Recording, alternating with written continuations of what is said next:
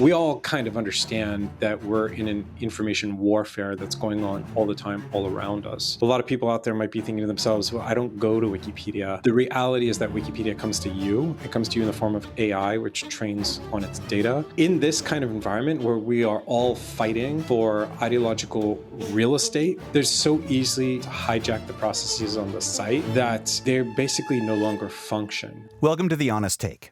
For years, we've called out media bias against Israel. But today, the most powerful narrative engine isn't a newsroom. It's Wikipedia. It's Reddit. It's Google. It's AI. Wikipedia fills Google's knowledge panels. Reddit threads get scraped into search results. And both are fed directly into the systems that answer questions for millions of people every single day. So when those platforms shift, the internet's baseline understanding of Israel shifts with them. Ashley Rindsberg has been investigating how that happens. He's the founder of Neutral Point of View, and he's an investigative journalist and an author who has exposed coordinated editing campaigns around Israel, the internal power structures inside Wikipedia, and how Reddit content is amplified upstream before it's repeated back to the world as fact. Even if you aren't on Reddit or regularly refer to Wikipedia, you're still an unsuspecting participant in today's information warfare. Because this conversation is about the fight over truth itself and how the promise of a democratic internet has been hijacked by coordinated bias. Ashley, thanks so much for joining us. You've spent years looking at this Wikipedia influence, Reddit influence. Where did you see this divide opening up between like the actual neutrality and, as you call it, poisoning? So I was doing some work in and around tech, media and tech for Pirate Wires, where I was senior editor. And I came across this really interesting study by a friend and colleague of mine named David Rosado, who is a machine learning researcher. So he looks sort of at bias on AI systems. He's been doing this for a very long time, and he's amazing at it. So he produced this study showing that there's pervasive bias on Wikipedia, it's kind of a political bias that was pretty clear to my reading.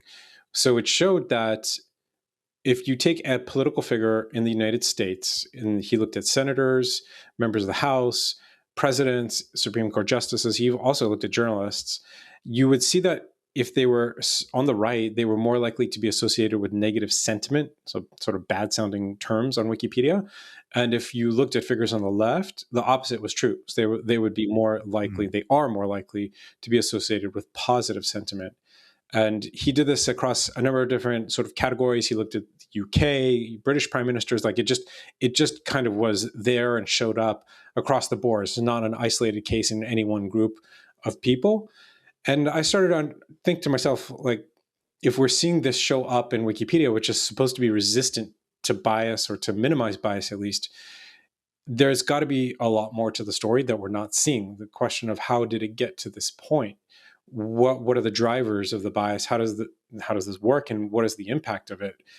And that's where I started really digging into Wikipedia first and trying to understand what's actually going on when you peel away the outer layer. And so, like, a lot of people assume that there is some bias in Wikipedia. At least that's how it's been for me since it started. But that if it exists, it's random or accidental or just uninformed people editing. From what you found in your research, it's much deeper than that. There's more coordinated efforts. There's so Wikipedia, it's sort of helpful to understand it as two big pieces. And the one big piece is the website that we all know, and some of us love or used to love. And then aside from the website, which is supposed to operate, at least the contents are supposed to operate independently by volunteers. Aside from the website, there's Wikimedia Foundation. That's the NGO that owns Wikipedia. That's a foundation that was started early days to be able to take money and donations, has about a $200 million budget, and it's really quite a behemoth in the world of NGOs. So when you think about these two different pieces, they both interact with each other, and both of them have a significant issue. So on the platform itself, what we see is that it is just a hot zone of coordinated editing of various kinds. And that can be ideological, where maybe these are more or less, they're not good faith because they're manipulating the system, but they believe in what they're doing. Then you can have people who are doing this for money. So they are just working on behalf of brands, companies, individuals, because people understand Wikipedia is by far one of the most valuable tools for SEO, search engine optimization, that exists today. So they want a piece of the action, and it's, pound for pound, it's not that expensive to do it. So a lot of people do it, and there's a lot of agencies that are doing this kind of thing. And then you have the more nefarious stuff, which is it sort of blurs between the ideological stuff, but it's sort of state aligned or state backed, or there are indications that there is some external body that is coordinating this stuff beyond just a few ideologically charged editors who happen to agree with each other, and that's kind of organic. So you have this spectrum of coordination on Wikipedia that's absolutely there. We obviously will talk a little bit more about how that shows up specifically, but then on the Wikimedia Foundation side, you have their own kind of bias, and that's an ideological commitment. It was always kind of baked in, as you kind of mentioned. It was always kind of there because of the geography. The foundation was started mostly sort of in San Francisco. They actually were founded in Florida, but they quickly moved to San Francisco. You attract a certain kind of crowd. There's a culture around that crowd. I think 95% of those people were actually very well intentioned. They really wanted to build something good, but over time, the organization becomes an institution. It has its own institutional ethos. And then something really flipped in 2016, 2017, where Wikimedia Foundation doubled down on its what used to be sort of a center-left liberal bias, and they turned it into something much more solidly on the left, the ideological left. Israel is a recent case study of your work. Wikipedia calls it the PIA stands for Palestine-Israel Articles. Yeah, exactly. And that is one of the more contentious areas. I would probably venture to say it's the most at this point. Maybe there's American politics. There's a lot of activity there. But in terms of the intensity over the surface area of that space, it's got to be at least one of the top 2-3 areas where the level of contentiousness, it's actually contentiousness at this point is a euphemism. It's an ideological war. I've reported, investigated what I call the Gang of 40, which is about 40 ideologically committed editors who edit almost entirely in PIA, in the Palestine-Israel Articles space. They're coordinated with each other. Whether or not they coordinate on a separate platform in addition to Wikipedia, I don't know, but their editing shows a pattern of de facto coordination. And they are extremely anti-Israel, very, I would say, at minimum pro-Palestine. Some of them are pro-Hamas. Some of them are openly pro-Hezbollah, many of them. And they are very sophisticated. They have a very clear, close understanding of how to use Wikipedia and its tools and its rules and guidelines and all this kind of thing to their benefit. And they also have numbers. So they have, it's quite a lot of people. We have 36 plus or more at this point.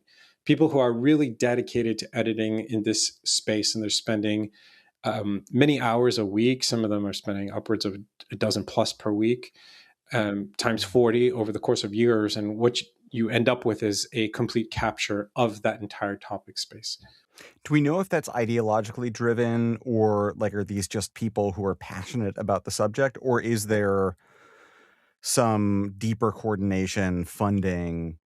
Whether or not they are being sort of run as an operation by some third party, I don't know. I don't have evidence of that. My sense is that that's not the case here in this with this particular group. There might be others, but with these guys, they are deeply ideologically committed for whatever reason. I think a number of them are academics, sort of Anglo academics. Very few of them are Palestinian or Arab. They mostly seem to be the typical Wikipedia avatar, which is middle-aged white man. So that seems to be who they are, but their activities are extremely, extremely adversarial, antagonistic. They do things like one of them is Iskander 323. He'll remove just wholesale mentions of Hamas terror attacks, or he'll remove like dozens and dozens of mentions of human rights abuses and crimes committed by the Islamic Republic of Iran. Another one has a user box that pledges his support to Hezbollah, and he edits accordingly.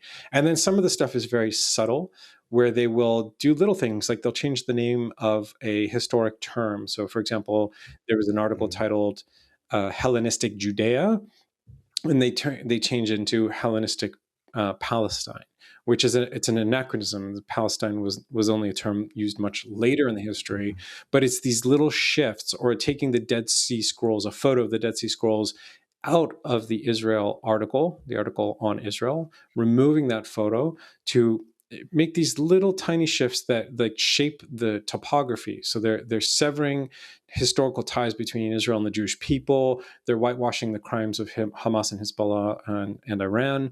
In one case, that same editor I mentioned, Iskander, he really put a lot of focus on removing mentions of Hamas's 1988 genocidal charter. So things that indicate clear intent. There's not like, oh, I really don't, I don't particularly agree with your view on Tom Segev's book about the 67 war or something like that. It's not that. These are things that are moving in a certain patterned direction. And there is also a clear pattern of editor coordination. They work in small clusters in order to evade detection by Wikipedia admins. So these are things that editors would not naturally and organically do with each other. It's just statistically speaking. So between all these things, you get a picture of a group that is ideologically committed, coordinated among itself, and having tremendous impact. I guess we can set the stage a little bit. Wikipedia is not supposed to have that bias, and there's not supposed to be coordinated efforts. You just mentioned the way they're working seems to be intentionally to skirt the rules and regulations there. How is Wikipedia supposed to work? Wikipedia is I would say a product of a lot of idealism from the early internet. Mm-hmm. So the idea was that if you bring enough people into a given topic and have them all working in good faith and adhering to certain principles and rules, that the sort of the distribution of different viewpoints would level out the noise, the false ideas, and the false claims, and what would remain is mostly the signal, the true claims. That, I think, may have worked, and I think it possibly did work for a good few years, 10 to 15 years. We're in a different information environment today where every single person who's a part of it, whether you're consuming it or operating in it or investigating it like me, we all kind of understand that we're in an information warfare that's going on all the time, all around us. And Wikipedia being what it is in terms of its importance in the information ecosystem. So, we think a lot of people out there might be thinking to themselves, well, I don't go to Wikipedia. The reality is that Wikipedia comes to you. It comes to you in the form of AI, which trains on its data. It comes to you in the form of Google, which relies disproportionately on Wikipedia for almost every single topic search you do. So the first result you're often going to get, most times you're going to get, is a Wikipedia article on your search. And there's also a knowledge panel that gets filled out by Wikipedia. So in this kind of environment where we are all fighting for ideological real estate, there was no chance that Wikipedia would be able to survive its former the spirit of the site that it was built on, and sort of these innocent, naive set of rules and guidelines and principles. They're so easy to manipulate them and to hijack the processes on the site that they're basically no longer function. So, the short answer to the question is yes, you are not supposed to do coordinated editing. You're not supposed to edit on just a single topic and that be your thing. I'm only editing. It's called a single purpose account. It's not something you're supposed to do. You're not supposed to be pushing a point of view. So there's a very famous policy on Wikipedia called NPOV, which is neutral point of view. You're supposed to always have a neutral point of view on a given topic, which at this point in time is almost kind of a laughable idea on Wikipedia. That's just like in anything that is meaningful, it just does not exist at all. A number of other types of policies like this, but at the end of the day, Wikipedia has become something that it was never intended to become, or let's say the mechanisms that run it, which initially was about consensus. And consensus, when you speak with Larry Sanger, who is the co-founder, He'll talk about consensus in the early days as like, let's represent every significant viewpoint on the topic, every mainstream accepted viewpoint. And if there's a fringe viewpoint, you can sort of label it as a fringe viewpoint or not include it. Today, Wikipedia works by sort of head count. So you'll have a bunch of editors arguing on a topic, and some admin will come in and he'll say, 1, 2, 3, 4, 5, 6 of you believe it's A, and only 4 of you believe it's B. So we're going with the 6. So whoever the 6 happen to be often will win the point. They will win the debate on that basis. But that's actually not consensus. That's just you're voting. It's brute force. Like you can force things to go the way you want them to if you have the manpower, which in often cases these groups do. Who polices this? How does Wikipedia prevent this, or at least attempt to prevent this? Is there even an apparatus that works to do that? So the primary mechanism are the admins, who are also volunteers, and they are supposed to, make these sort of like referees, like they're sort of reffing a game, and if there's a call here or there, they make the call, and they're on the ground. There's not that many of them that are active, so we're talking about 7 million articles on the site, and let's say there's around 800 admins. 600 maybe are really active. And when we're thinking about active, we're not talking about like, this is my 9 to 5. Like if you go onto a different site where they have moderators who are paid, that's their job. These are people who are doing this in their spare time. Might be an hour, might be a couple hours. Then you have above them, you have a sort of a couple other layers of more technical admins. They're called bureaucrats who can make admins or delist admins. And then sort of above that group, you have arbitrators who are the quote unquote Supreme Court of Wikipedia. There's 13 of them. I don't think they're all active right now. I think maybe 10 or 11. So again, we're talking about 10 people for 7 million articles. And granted, not all those articles are active and not all of them are demand their attention. But even if we say like a tiny fraction of them, like 20, 30,000 do demand their attention, it's literally physically impossible for them to be able to deal with that kind of volume. So the ways that the site is supposed to police this kind of thing, it doesn't actually work today, which is evidenced by the fact that all these things carry on without anyone stopping them. Wikimedia Foundation itself does, from what I can see, virtually nothing. Like they have no investigative tools. They don't provide investigative tools. They provide some basic like metrics on Wikipedia itself, which can be helpful, but they have not evolved their tool set to be able to look for this kind of thing or to identify it. They show no interest in doing that. And do they even know about it? Largely no. They not only do they not know about these things, but there are rare instances. They once, I think it was in 2021, they identified a group of pro-China editors who were like running this basically coordinated operation. There was 300 of them in the group. They banned 6 of them, but they only banned the 6 because they alleged that these 6 people were threatening physical violence against their adversaries on Wikipedia, which are pro-democracy Hong Kong people.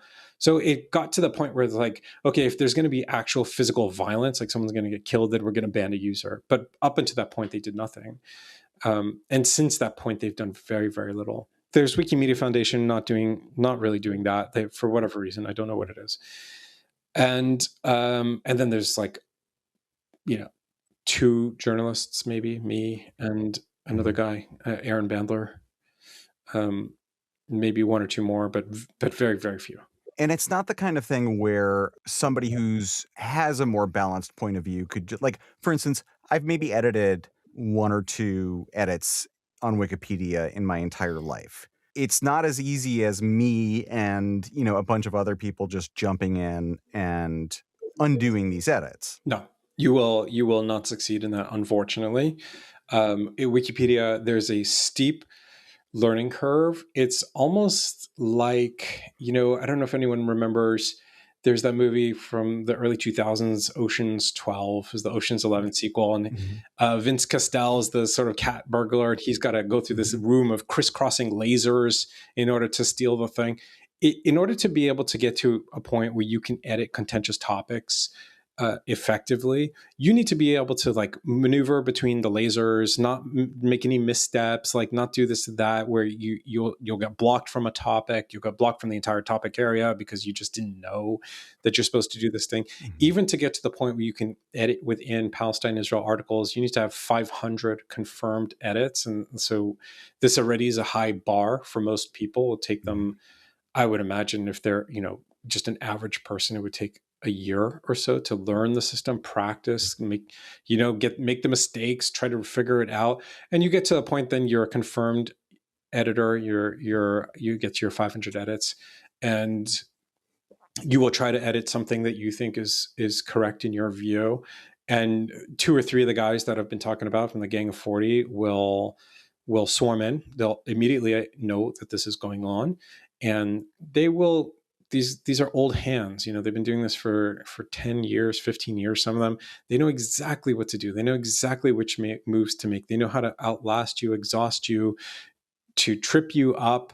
The chances that you're actually going to be able to make significant substantive edits over time, unless you're spending literal years on this, are extremely low. We have this program called Scroll Smarter, which is an educational series on media literacy in the online age, since everyone's looking at their phones now. One of the examples that we point out is the Zionism page, which seems to be almost ground zero of this fight. If I'm not wrong, that's now been locked. The definition of Zionism being to remove as many Arabs as possible from the land of Israel. Yeah. So the guys I've been talking about, the Gang of 40, a number of them work together to implement that definition and to sort of get to a point where the Zionism article, which most likely at this point is the single most important resource defining Zionism to the online world, they equate Zionism with ethnic cleansing, basically, if we're to use a term, which, not a surprising move on their part at all. This is like one of their core objectives. They have key objectives, core objectives that you can see. That's absolutely one of them.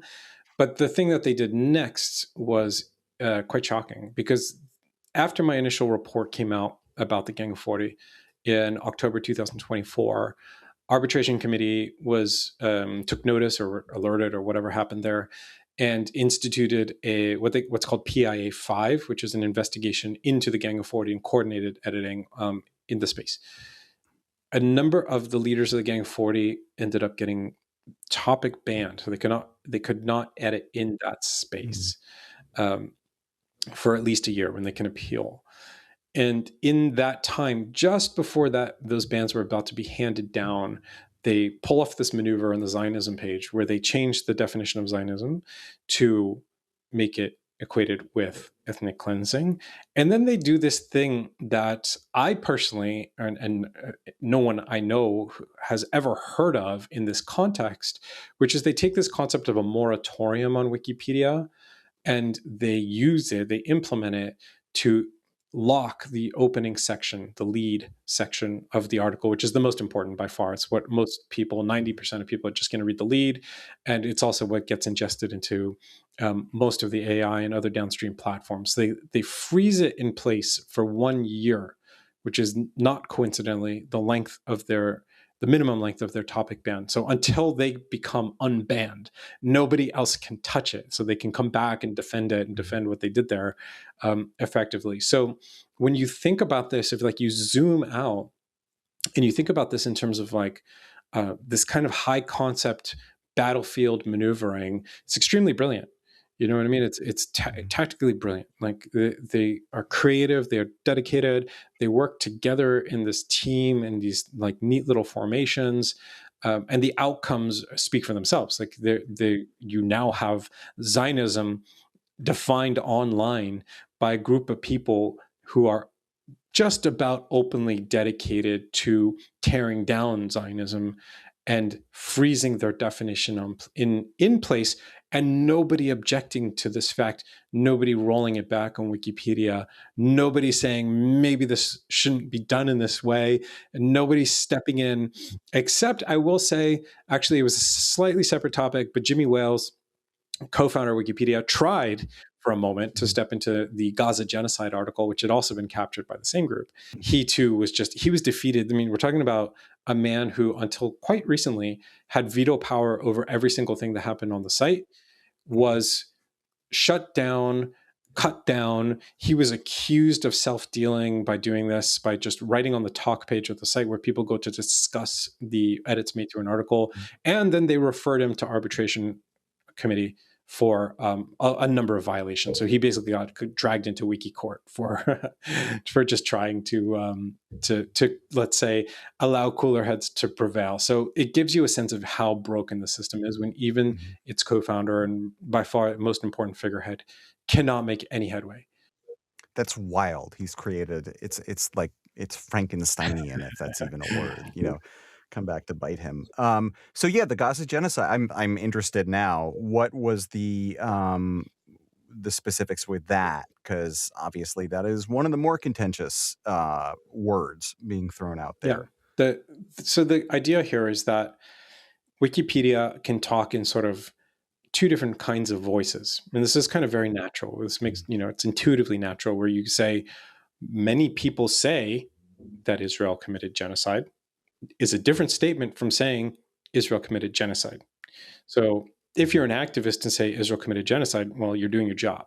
If you're an encyclopedia and saying Israel committed genocide flat out, in the same way that you would say that the sky is blue or Donald Trump is the president, that's a very different kind of claim. So the second kind of claim, when they're just writing it out without citing who said this or makes this claim, they call it wiki voice. You're speaking in Wikipedia's own authoritative third party, quote unquote, neutral voice. And that's basically what the broad strokes of what they did in the Gaza genocide article, which is to say, we're going to flip this from saying a number of groups or various parties or critics or whoever allege Israel committed genocide in the war to Israel committed genocide in the war. Now Wikipedia says this and makes this claim where it's whatever you want to say about it, it's a contested claim, whether you agree with it or deny it.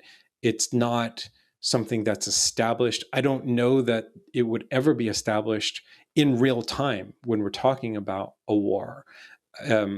There was the famous, or some people would say the infamous ICC case, and I don't remember if it was the ICC or the ICJ, but where the president came out later, went to the BBC and said, we didn't actually find that Israel was possibly committing genocide. What they found was that the Palestinians had a plausible right to bring a case of genocide, and there was no finding. So we have the situation where it's open-ended, but not according to Wikipedia. And the reason that it's not according to Wikipedia is not because, whatever number of users, 100,000 users voted or something like that, or they selected like the 20 most important editors who are experts on the Middle East and Israel. It's just because enough members of the Gang of 40 worked on this hard enough for long enough and in a way that was sophisticated enough to get it done. And it's as simple as that. This isn't just Wikipedia, too. You have done research into Reddit, which is another, maybe the biggest driver of AI information from which AI scrapes. Are those the same people? Is that a similar? How does that work? That is quite a separate kind of operation on Reddit. It has a lot of the same contours, but I think the difference being that on Wikipedia, a lot of the Gang of 40 people, they're real Wikipedians. That's my sense, at least. I don't, they know that the stuff ends up downstream. They know its importance, but I think they would do this anyway, even if Wikipedia did not feed Google and AI. They find it so important that they would just do it because this is what they do. On Reddit, I think it's a different kind of operation. I think it's much more. I think there's much more external influence on the operation and much higher degree of mindfulness by that operation of the intent to affect what we call downstream platforms and to do this kind of data poisoning.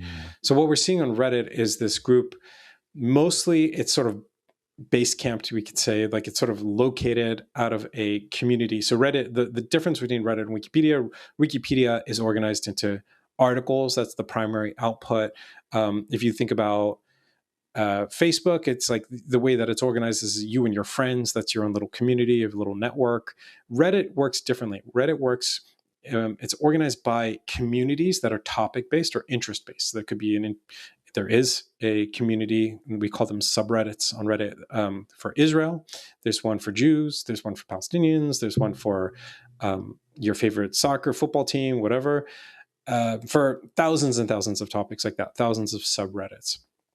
In this case, the subreddit dedicated to Palestine, it's called R Palestine, subreddit Palestine, is where the locus of the activity happens.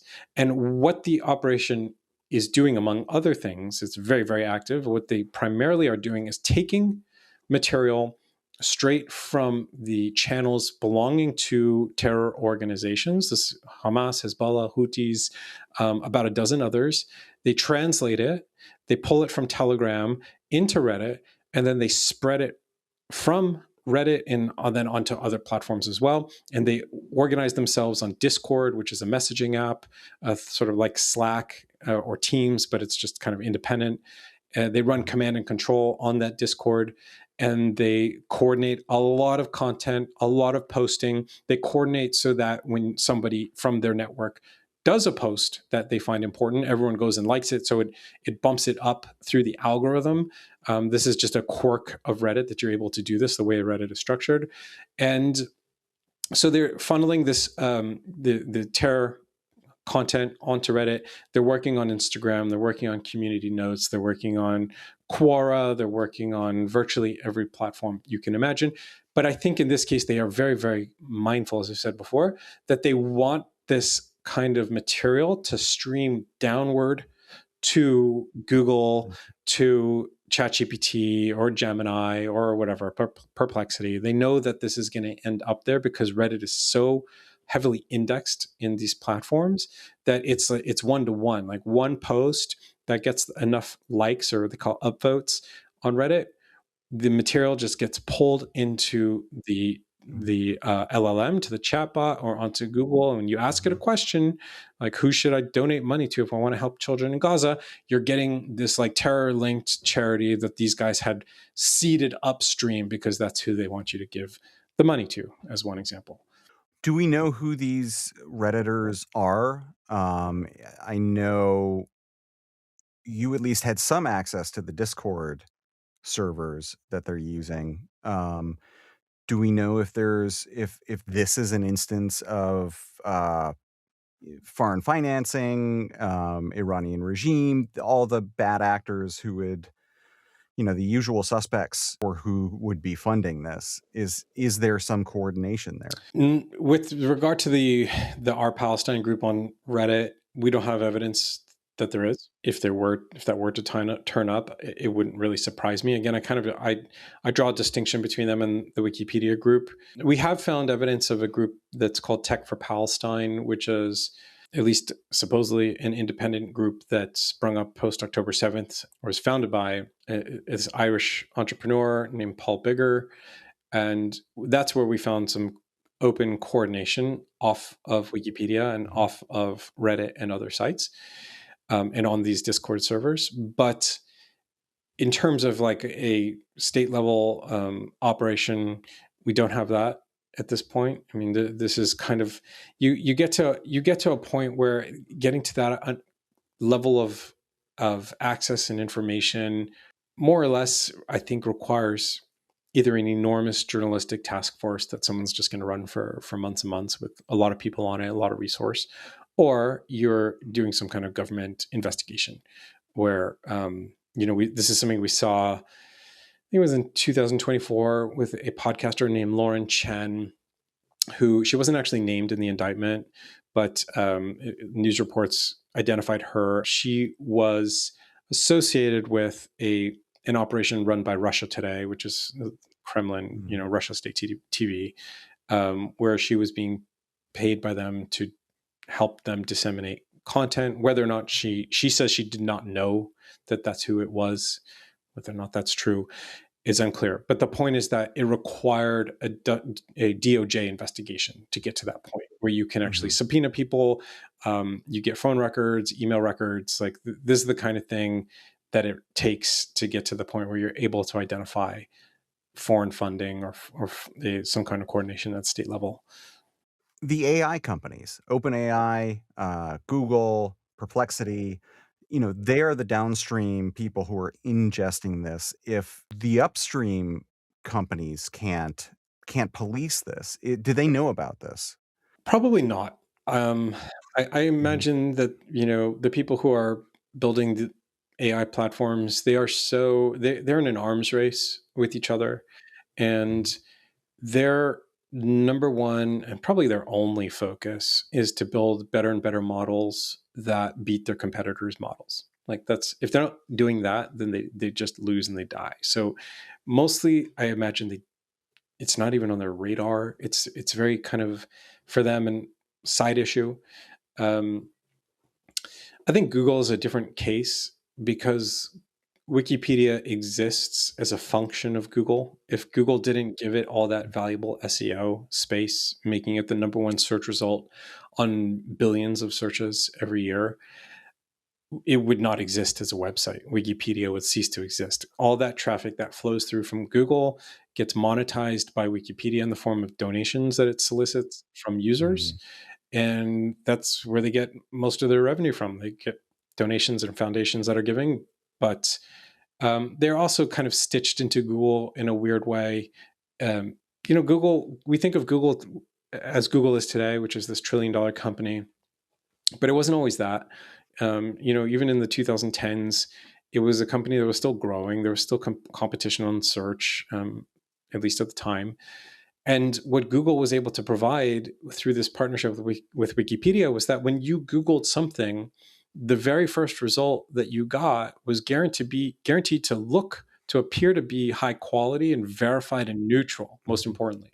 So like if you Googled a topic about like the history of the French Revolution, and what you got back was some blog, or let's say some news site that had ads all over it, or something that wanted you to pay for something, you'd just be like, this is just feels kind of like there's a motivation here to all the content, and Mhm. it's not valuable to me. But when you get a Wikipedia article that looks neutral, they're not asking you for money, they're not running ads on it, you're like, okay, this is actually really good content.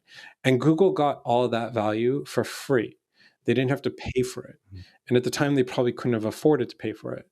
So Google and Wikipedia exist in a symbiosis, and it's a kind of a feedback loop. So Google's not entirely just downstream of Wikipedia. It's in a way, it's also upstream of Wikipedia. So I would hope that Google, by this point, is starting to understand that Wikipedia is now becoming its own sort of liability to Google, and the Mhm. poisoning that we see on other platforms is happening to Google and by Google by virtue of this relationship, and that they start to say, is it really worth our time and our money and our risk and our brand and our reputation now that we are this world leading juggernaut? Maybe there's a better way to solve Mhm. this issue than Wikipedia. You have uncovered in the past month the what seems to be influence of the Iranian regime in Wikipedia stories about the current events going on in Iran. How tied is that? Like how much of a state actor influences that? Explain what's going on there. What we have with regard to the Iranian regime is a pattern of evidence that shows some kind of coordination in the direction of the regime. So the edits, like I mentioned before, removing human rights abuses committed by the regime, demonizing the MEK, which is it's actually a U.S. designated terror group, but it is a threat to the regime and they hate it. So you have sustained action on those pages. You have Iranian editors who are in control of extremely important pages related to the IRI, including the page on Khamenei. Um, and you also have, in most recently, what we discovered was on Wikimedia Commons, which is where you upload all the different media files, videos, Mhm. audio, pictures, that kind of thing.